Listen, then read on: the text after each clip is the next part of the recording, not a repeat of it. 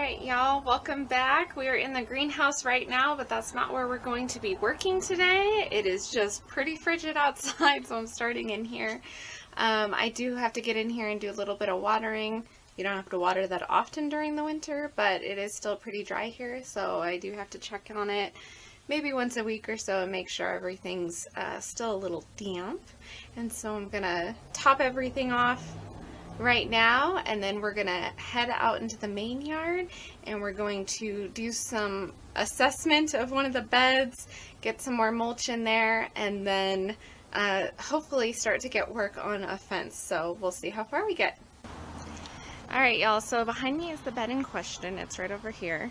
I'm going to show you what is currently here, and then we'll think through some plans for how we're gonna tackle this fence situation.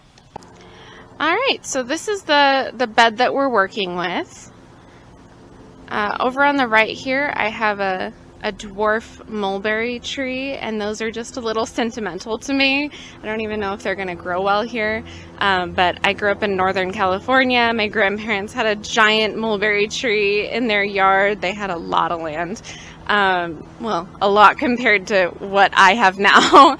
And so they had a giant mulberry tree, and I just remember being a kid and going out there, and all of us kids would eat all the mulberries, and of course they'd stain the inside of our mouths, and then my grandparents, my grandma would be like, "Did you guys get into the mulberries? Were you out there eating the mulberries?" And we'd all be like, "No, of course not," with completely purple mouths, and we didn't even know any better at the time. But it's just a fun memory. So I'm trying to grow a little mulberry bush. I think I got 3 mulberries off of it last year. So this next year, hopefully I'll get a couple more. But it is a dwarf, and so it's not going to get very big. So I'm not really worried about it putting it in this corner next to this fence. That compost bin is going to move hopefully this year, so it'll have a little more wiggle room to grow. These two. So next I'm going to get into these 2 raised beds. I put these in here this spring, and they did pretty well. They kind of did what I wanted them to do, but we can make some improvements for next year. So I made this little arch, this little half an arch trellis over here to give some vining plants some room to grow, and it kind of worked and it kind of didn't.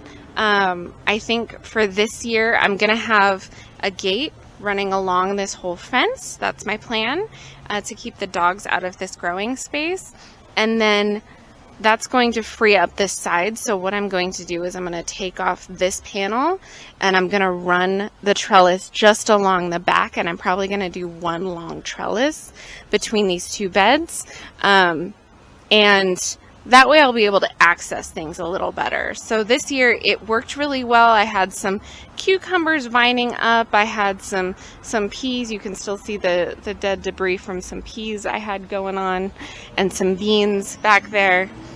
It kind of worked, but I found that because it was scooped over like this, I had a hard time seeing the produce. So I was ducking down, I was having to get in behind all the time just to even see what was growing. So I think this year I'm just going to do the one side, and then I'll have the gate on this side. I'm thinking it's going to be about this tall. Should be able to keep the dogs out, hopefully, at that tall.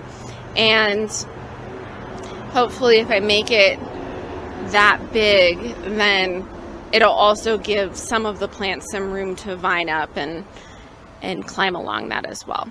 So that's the plan. I do need to get in here and clean some of this out. And as you can see, my sad little attempt at a barrier this spring, I basically just wanted to see if I could keep a delineation from the grass from the garden bed. And I mean, that part worked. My husband didn't mow down any of my plants, but at the same time the dogs just laughed at this little tiny decorative fence. So we're going to do something a little more substantial this year, and I am going to also get in here and dig out this gnarly bush This bush came with the house and it gets really, really big, and I've dug it out maybe 3 or 4 times now, and it just keeps coming back, unfortunately. It's some kind of bulbing something, and it does produce these really pretty white flowers, but the flowers only bloom once a year, and they only last for about a week, and then the rest of the year I'm stuck looking at this quite ugly mass. So I'm gonna dig that out again so that I can use this space, and I have a bunch of mulch in the corner there. I don't know if you can see that. I still have a little bit of a pile of mulch, and then I have a bunch of leaves left over from all of the trees in our front yard and our little neighborhood that congregate in our side yard. So I'm gonna take all of those, I'm gonna dump them in this big long bed, and we're gonna see if we can get a fence going. Alright, y'all, wish us luck. Alright, y'all, so I think I have makings of a plan. So I have this right here, this wire, and I was thinking about using that because it's gonna be really tall, but I kind of hate the way that it looks. So I also have a bunch of this white lattice, and it's not very tall, but I'm thinking if I lift it up off of the ground a little bit and using these little notches on the T-posts, I think I can probably get away with lifting it up off the ground 4-ish, 5 inches, and it'll be just enough to give it some height so the dogs won't be able to jump over it. I mean, the big dog probably can jump over it if he really wants to, but make it a little more difficult for him, and then the little dog definitely won't be able to jump over it. So really, I think I'm gonna go with a white lattice, just because it's gonna be prettier, it's gonna be easier for me to work around as well, and it'll give it just enough height to not be shading things out too, because that's what I'm also worried about, is shading out the beds. I mean, this side of this fence does have a lot of sun, so I'm not too terribly worried about it. But the other thing I discovered is that I don't have as many T-posts as I thought I did, so I don't think I'm going to be able to finish today. I think I'm just going to get this black decorative fence ripped out today, mulch it really good, and then prep everything. I'm going to need to get some more T-posts and then come back and finish it tomorrow. So we'll see how far we get.